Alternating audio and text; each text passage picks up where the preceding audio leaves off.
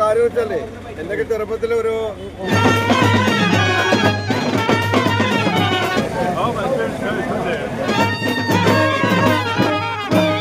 നമ്മുടെ കണ്ണേങ്കാവിൽ വന്നാൽ ആദ്യം നമുക്ക് മേലേക്കാവും, അവിടുത്തെ ഒരു ഓർമ്മ വരും.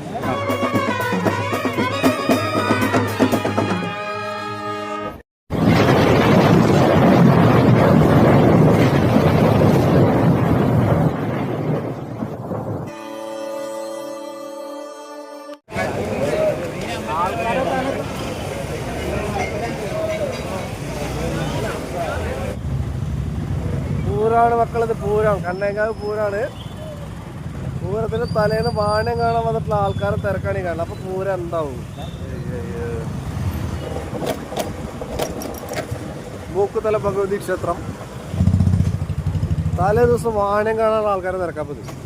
അപ്പൊ എന്താ പൂരത്തിന് തിരക്ക്? നാളെ എല്ലാവരും പൂരത്തിന് വരിക. 3 സെറ്റ് വെടിക്കെട്ട്.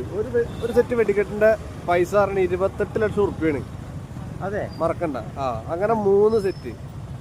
ഇത്ര കാലം പൊട്ടിക്കാണ്ടിരുന്നതൊക്കെ കൂട്ടിയിട്ട് കത്തിക്കുക. പൈസ കൂട്ടിയിട്ടിട്ടാണ് കത്തിക്കുന്നത്. എല്ലാവരും വരിക. ഇത് കീഴ്ക്കാവിലത്, കീഴ്ക്കാവ്. അത് കീഴ്ക്കാവ് ഇതൊന്നും നോക്കല്ലേ, പൂരം തന്നെ പൂരം. 2500 3500 കരിങ്കാളി പറഞ്ഞ പൂരാണ് മക്കളെ. കേരളത്തിൽ എവിടെയെങ്കിലും വന്ന് കണ്ടോളി നിങ്ങൾ.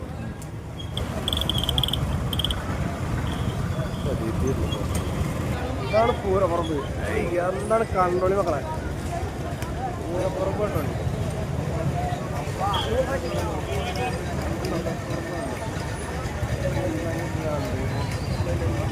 Pooram കാണത്തെ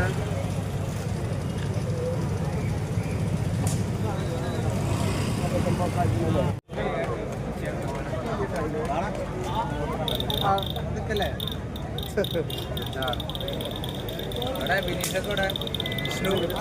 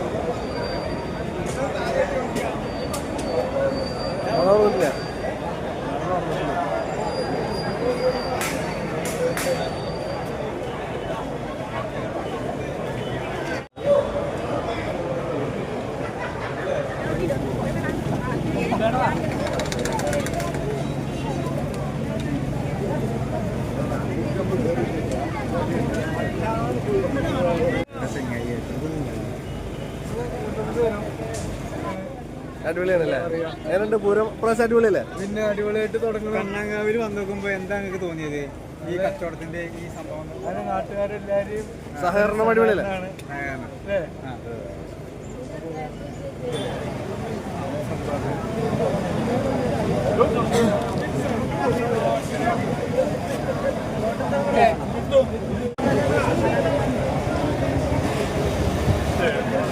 Great hospitality, nice people, love the city. I had great food, people take great care of me. I get the local clothing, so it's everything positive. I'm looking forward to see the festival tomorrow because I come for the fireworks. I love fireworks. The Kalis and looking very forward. I came all the way from the Netherlands, so yeah. Please subscribe this channel, South Good Media. Thank you. കണ്ണേങ്കാവ് Pooram എന്ന് പറഞ്ഞാൽ ഞങ്ങൾക്ക് വളരെ ഒരു അഭിമാനമാണ്. അതെ അതെ. ഇവിടുത്തെ പ്രത്യേകത പറഞ്ഞാൽ കരിങ്കാളിയാണ്. കരിങ്കാളി എൻ്റെ വൈഫിൻ്റെ വല്യമ്മ സരോജിനി അമ്മയുടെ ഹസ്ബൻഡാണ് AKG മേനോ. അന്ന് അവരായിരുന്നു പൂരെല്ലാം നടത്തിയത്. അവരെൻ്റെ അച്ഛനെ അമ്പലത്തിൽ കുളക്കര വന്ന് കൊണ്ടുവന്ന് പൂരം നടത്തും. പിന്നെ വെള്ളി കഴിഞ്ഞാൽ അടുത്ത നമ്മുടെ ഉത്സവം കുളക്കര പൂരാണ്. തീർച്ചയായും വാണിവായിട്ട് നന്നായി മാറാറുണ്ട്. പിന്നെ കുറേ കാലത്തിന് ശേഷം ആദ്യത്തെ ഒരു വെള്ളിയാഴ്ചയാണ് കണ്ണേങ്കാവിലെ പൂരം. അത് കഴിഞ്ഞാൽ ഞായറാഴ്ചത്തെ. പിന്നെ ഇവിടുത്തെ വെടിക്കെട്ട് കാര്യങ്ങളൊക്കെ വളരെ ഭംഗിയായിട്ട് നടക്കുന്നുണ്ട്. എന്തായാലും നിങ്ങളതിൽ കണ്ടതും നിങ്ങളതിൽ പങ്കെടുത്തതും വളരെ സന്തോഷം. ഓക്കെ, ഈ സൗഹൃദ മീഡിയത്തിനും നിങ്ങളുടെ വിധ എല്ലാ ആശംസകളും. ഓക്കെ. ഈ വാണി എങ്ങനെയുണ്ട്, ഇഷ്ടപ്പെട്ടോ? യെസ്, വളരെ ഇഷ്ടം, വളരെ നന്നായിട്ട്. നിങ്ങളിതിന് ഹാർഡ് വർക്കായിട്ട് നടക്കുന്നു. പബ്ലിസിറ്റി വലിയൊരു കാര്യമാണ്. നിങ്ങളുടെ വീഡിയോയ്ക്ക് നല്ലൊരു ചേച്ചിക്ക് എന്താ പറയാനുള്ളത്? ഇത് കാണുക, ഈ കാഴ്ചകളൊക്കെ എങ്ങനെയുണ്ട്? നന്നായിട്ട്. താങ്ക്സ്, ഒരുപാട് നന്ദി. പിന്നെ നമ്മൾ കണ്ണേങ്കാവിൽ വന്നാൽ ആദ്യം നമുക്ക് മേലേക്കാവും. അവിടുത്തെ ഒരു ഓർമ്മ വരും. എത്രയോ 60-50 വർഷത്തിന് ശേഷം നിർമ്മാല്യം സിനിമ ഷൂട്ട് ചെയ്ത് നിർമ്മാല്യം സിനിമ ഷൂട്ട് ചെയ്തതിൻ്റെ എനിക്ക് ഓർമ്മ വരികയാണ്. അതിന് നമുക്ക് ദേശീയ അവാർഡ് കൂടി കിട്ടി. അതിൽ പ്രത്യേക ഒരു പങ്ക് MT വാസുദേവൻ നായർക്ക് എൻ്റെ അച്ഛനായിരുന്നു കാര്യങ്ങളൊക്കെ പറഞ്ഞ് മനസ്സിലാക്കിയത്. അങ്ങനെയാണ് എനിക്ക് ആൻ്റണിക്ക് അവാർഡ് കിട്ടിയത്. വളരെ ഭംഗിയായി ചെയ്തു. അത് ഞങ്ങൾക്ക് ഇപ്പോഴും ഒരു ഓർമ്മയിലാണ്. അത് എന്നും ഒരു ഓർമ്മയിൽ തന്നെ ആയിരിക്കും. അന്ന് ഇതിൻ്റെ ഒരു പേരിൽ MT വാസുദേവൻ നായർക്ക് അവാർഡ് കിട്ടിയപ്പോൾ അച്ഛനെ വന്ന് ഷുഗർത്ത് വന്ന് കണ്ടിട്ടുണ്ട്, എന്നിട്ടേ പോയിട്ടുള്ളൂ. എന്തായാലും MT വാസുദേവന് അവരുടെ ഇതിനും ഒരു നമ്മുടെ വക ഒരു എന്താ പറയുക ഒരു പ്രാർത്ഥന ഉണ്ടായിട്ട് വളരെ നന്നായി.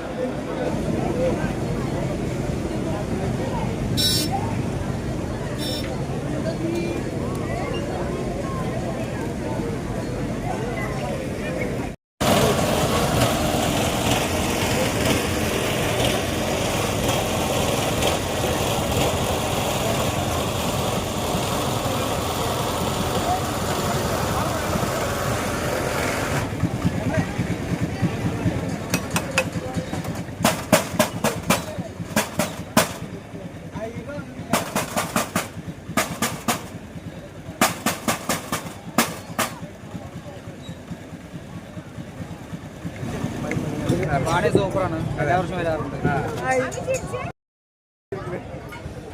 Okay okay.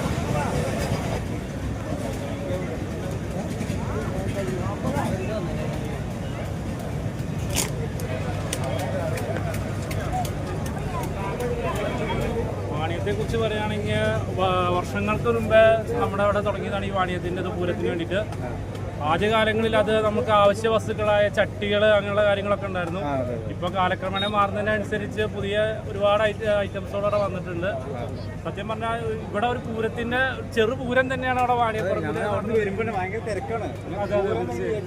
അതെ അതെ, നല്ലത് ഇതാണ്. ഇവിടത്തേക്കാളും ഒരു തിരക്കാണ്. വാണിയപ്പുറം പറഞ്ഞ പൂരത്തിന്റെ തലേദിവസ വാണിയം പറഞ്ഞ അത് കാണാൻ തന്നെ ഒരുപാട് പേര് പല സ്ഥലത്തു നിന്നും ഇവിടെ എത്തിച്ചേരാറുണ്ട്.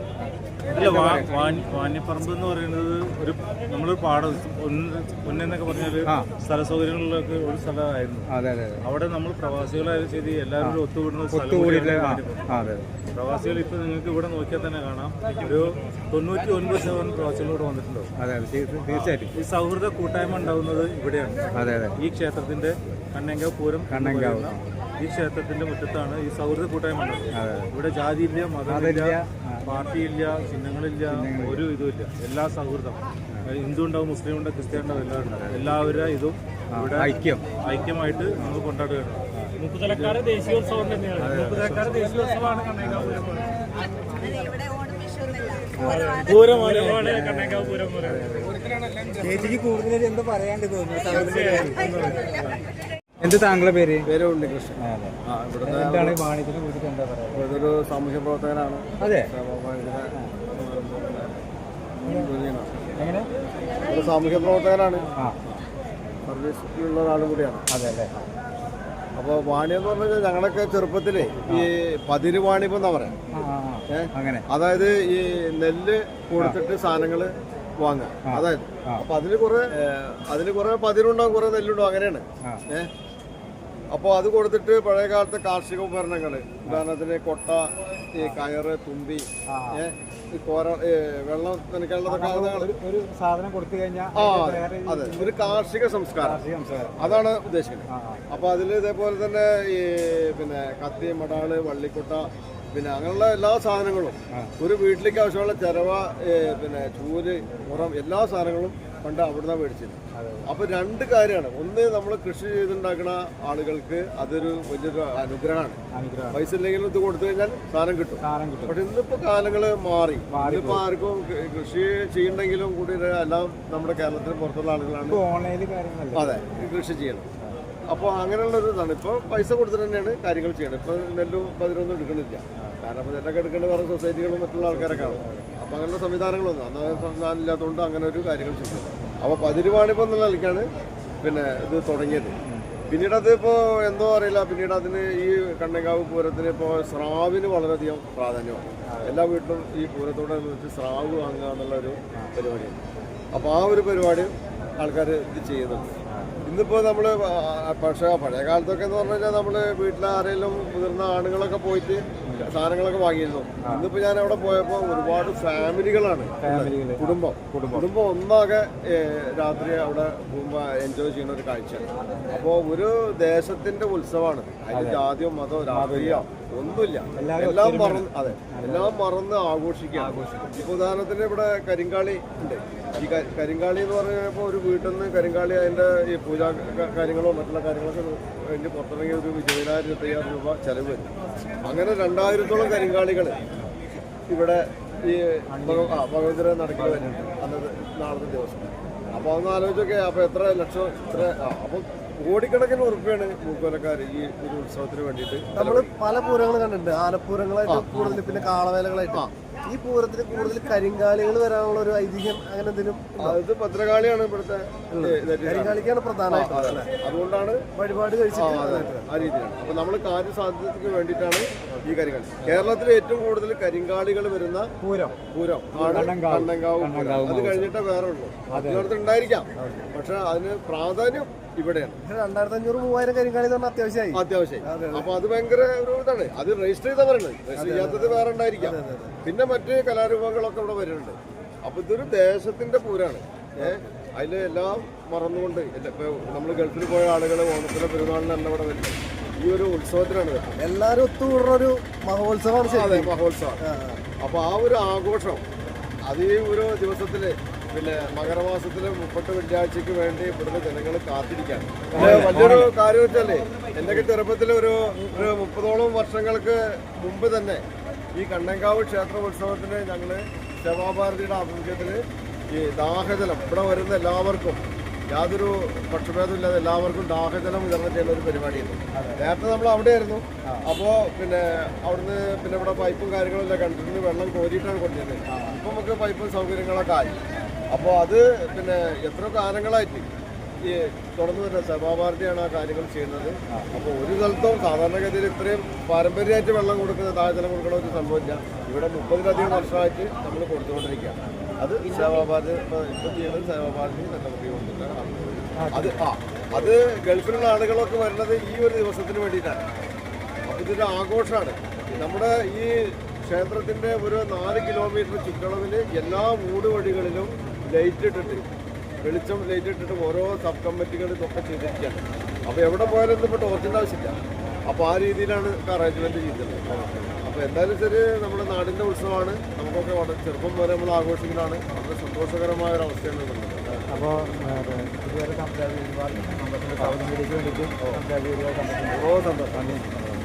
കാര്യങ്ങൾ പറയാം. പഴയ കാലത്ത് വരികയാണെങ്കിൽ ഇത് വാണിയം മാത്രമേ ഉണ്ടാവുന്നുള്ളൂ ആദ്യം. ഇപ്പോൾ ഒരുപാട് വിപുലീകരിച്ചിട്ട് കുറേ കാര്യങ്ങളായിട്ട് നമ്മൾ മുന്നോട്ട് പോകും. അതുപോലെ തന്നെ വാണി മാത്രമല്ല, ആനയോട്ടം, അതുപോലെ കഴിഞ്ഞ പ്രാവശ്യം ആന തട്ടി കുറേ പ്രശ്നമുണ്ടായി. ഇവിടെ വെച്ചിട്ടാണ് എനിക്കും സംഭവിച്ചത്. ആന അകത്ത് കയറി അപ്പോഴേക്കും നമ്മൾ അറിയാണ്ട് അത് ചാടി, അങ്ങനെ കുറേ പ്രശ്നങ്ങളുണ്ടായി. പക്ഷെ ഇപ്പോഴത്തെ ഈ പ്രാവശ്യം ഒന്നും സംഭവിക്കില്ല എന്ന് വിചാരിക്കുന്നു. അതുപോലെ തന്നെ ഒരുപാട് തിക്കും തിരക്കിലാണ് ഇപ്പോൾ ആൾക്കാർ നിൽക്കുന്നത്. അതായത് നാളത്തെ എന്താണ് ഏതാണ് എന്നുള്ള ആകാംക്ഷയിൽ. കാരണം അത്രയ്ക്കും ജനങ്ങൾ വരുന്ന സ്ഥലമാണ് കണ്ണേങ്കാവ് അമ്പലം. കാരണം പേര് കേട്ട എല്ലാ ഭാഗത്തും കേരളത്തിൽ എന്ന് പറഞ്ഞാൽ കണ്ണേങ്കാവ് അമ്പലം എന്ന് പറഞ്ഞാൽ പൂരം ഉത്സവം എന്ന് പറഞ്ഞാൽ ഒരുപാട് ആൾക്കാർ ഇവിടെ. കരിങ്കാളിക്ക് വല്ല പേരാണ്.